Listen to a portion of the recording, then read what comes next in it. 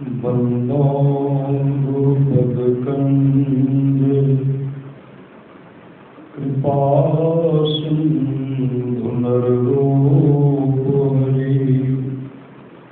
महामोहतम कुंज जासु वचन रवि करनी करो। धन्य धन्य सतगुरु सुखदास महिमा कही न जाए।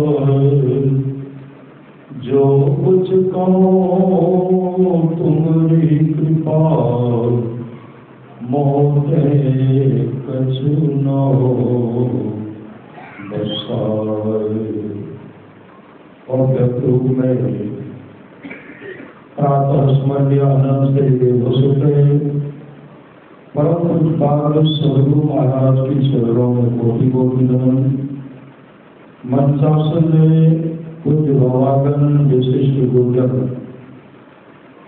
उपस्थित सत्संग के महानुभावों माताओं एवं बहनों सभी अंदर में बैठे ही परमात्मा को कोटि कोटि नमन। परमानंद सदगुरु महाराज की अमृत वाणी है। थोड़ा सा भी सत्संग गुरुगाना होता है। जितना लाभ की बहुत धन के मिलने बहुत विद्या के पढ़ने से होता उतना लाभ सत्संग से होता है। नित्य नियमित ढंग से सत्संग करो। सत्संग से खाली कोई मत हो। अभी अमृत की बरसावी अध्यात्म ग्रंथ का सार ज्ञान कर दिया। जिसको याद रहा उसको अमृत मिला, जिसको याद नहीं रहा उसने अमृत को खो दिया। पुनः सदगुरु कहते सत्संग करने के लिए बात सारी ठाट बाट की जरूरत नहीं है। वृक्ष के नीचे घास बिछा करके भी सत्संग करने के लिए सदा तैयार रहिए। पुनः सदगुरु कहते जिसके आसपास में सत्संग हो वहां के लोग घर में बैठे रहे, सत्संग में नहीं आवे नहीं जाए तो समझिए ऐसे लोगों का भाव संस्कार बहुत गिरा हुआ है। पुनः सदगुरु कहते जो लोग बहुत दिनों से सत्संग करते आ रहे हैं, अभी कर रहे हैं, आगे भी करेंगे, वे सभी महासुख के भागी होंगे। अमर मुनि का उपदेश है 100 काम को छोड़ करके स्नान करना चाहिए, 1000 काम को छोड़ करके भोजन करना चाहिए, 1,00,000 काम को छोड़ करके सत्संग करना चाहिए, करोड़ों काम को छोड़ करके अपने जीवन के मामलों को संत सदगुरु के हवाले करना चाहिए। भगवान श्री कृष्ण की अमृत वाणी है निष्पाप बुद्धि। कोई कितना भी अश्वमेध यज्ञ कर ले, कृष्ण चंद्रायण आदि आदि व्रत कर ले, उसके द्वारा मैं सुलभता से प्राप्त नहीं होता। बस एक सत्संग ऐसा जरिया है जिसके द्वारा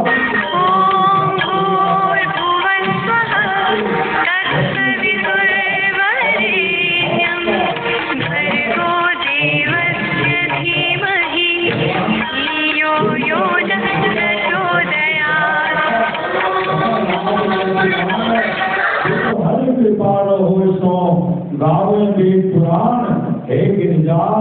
संतों की संगति के समान दूसरा लाभ नहीं है। बिनु हरि कृपा होय सो गावे वेद पुराण। काल भूसुरी और गुरु जी का सम्मान है। सत्संगति दुर्लभ संसारा निमिष दंड भरी एको मारा। भगवान शिव मां पार्वती जिसे कहते हैं धन्य धनी सुविधम सत्संगा, धन जन्म विजय भगत यभंगा। राम कथा के अधिकारी जिनके सत्संगति अति प्यारे। भगवान श्री राम अपने प्रजा को उपदेश के रूप में कहते हैं भगत स्वतंत्र सकल सुख खाने बिनु सत्संग पावन प्राणी अभी लोग सुन रहे थे रामचरितमानस शास्त्र के प्रथम सोपान है, बाल नाम से सुन रहे थे। सूर्य सब जय जन बोधित बना मत जही अति अनुराग लाल चार फल अचत तनो साधु समाज प्रयाग। जो साधु समाज में उपदेशों को आनंद मन से सुनकर समझते हैं, वे मानव प्रयाग में अधिक प्रेम के साथ स्नान करते हैं। यह भी सुन रहे थे मज्जन फलते की तत्काला काक होए पितवतो मराला सूर्या करत करे जल कोई सब संगति महिमा नहीं गोई बाल में की नारद अजनोनी निज निज मुखनी कहीं निज होनी दर जल चर थल चर नव चरनाना जे जन चेतन दीप जहाना मति की गति गति भूत भलाई जब जही जतन जहां जही पाई सो जानवे सब प्रभाव लोगों वेदना आत्माएं तमाम चीजें आज तक जिस किसी को प्राप्त हुआ है सत्संग के प्रभाव स्वा करना चाहिए। लोगों वेद में इसके मिलने का दूसरा कोई उपाय नहीं है। अब लोग जानते होंगे भगवान बुद्ध के समय की बात है, धम्मपद में आया भगवान बुद्ध को एक ब्राह्मणी इकलौता बुद्ध को लेकर गए प्रणाम करते हैं। ब्राह्मणी ने प्रणाम किए तो भगवान बुद्ध उनको आशीर्वाद दिए।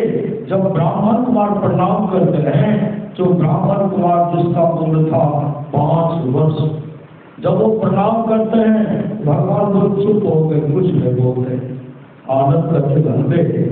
इनके माता पिता प्रणाम किए, आप उनको आशीर्वाद दिए। एक ब्राह्मण कुमार जब आपको प्रणाम किए आप कुछ नहीं बोले, भगवान इनको आशीर्वाद तो दीजिए। भगवान बुद्ध कहते देखो आनंद, मैं इसे क्या आशीर्वाद दो, एक ब्राह्मण कुमार मात्र 7 दिन जीवित रहेगा। इतना सोच ही ब्राह्मण होने लगे, आनंद करते भगते एक लौता पुत्र है, कोई उपाय तो कीजिए। भगवान बुद्ध ने कहा देखो आनंद, इसके लिए 7 दिन तक सत्संग करना है। ऐसा घेरा बनाओ, घेरे के अंदर में 7 दिन तक सत्संग होगा। यह ब्राह्मण कुमार बैठ करके सत्संग को सुनेगा। घेरा बनाया गया, घेरे के अंदर में 7 दिन तक सत्संग हुआ और वो ब्राह्मण कुमार 7 दिन बैठकर सत्संग का श्रवण किए। 7वें दिन सत्संग समाप्त हुआ। 8वें दिन जब वो ब्राह्मण कुमार भगवान बुद्ध को प्रणाम करते हैं तो भगवान बुद्ध कहते हैं दीर्घ जीवी भव, आनंद करते धनते। जो ब्राह्मण कुमार जिसका उम्र मात्र 7 दिन है और यह जो 7 दिन तक सत्संग सुने, आप उनको आशीर्वाद दिए दीर्घ जीवी भव। यह ब्राह्मण कुमार कितने वर्ष जीवित रहेगा? भगवान बुद्ध कहते 120 वर्ष। 120 वर्ष जो बात दवा से हो न सके वो बात दुआ से होती है। कामिल मुर्शिद मिल जाए तो बात खुदा से होती है।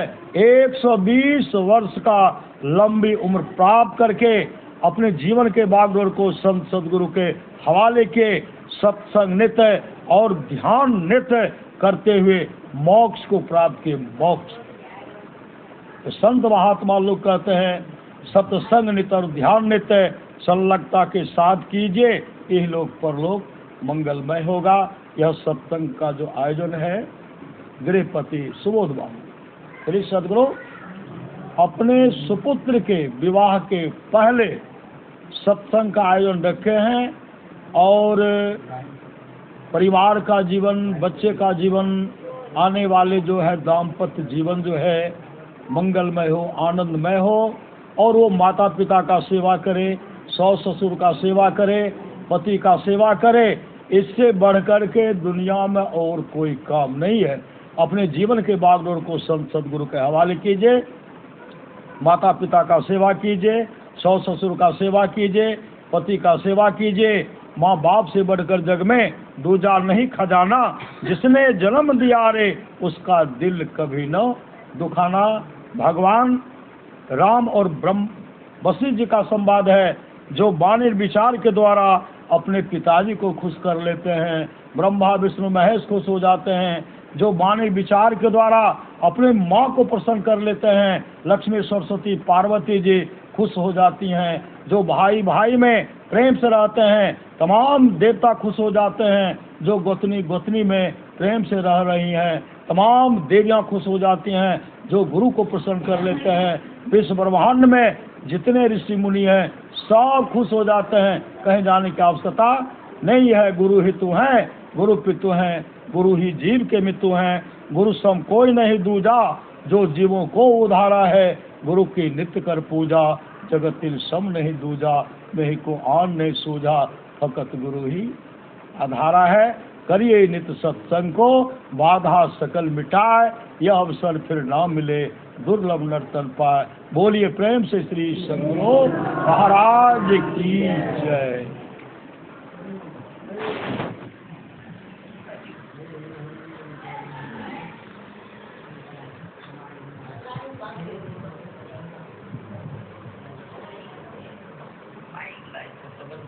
श्री सद्गुरु